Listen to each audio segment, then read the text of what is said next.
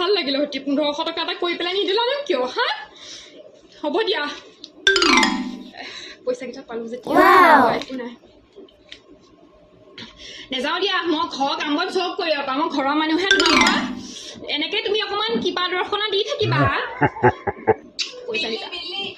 up Lakshmi হা পইচা হটাই দিব নাপায় মাক দিলোৱা মাটো আহিব কাইলৈ পহিলে মাক ফোন কৰিবলৈ মাতিম মই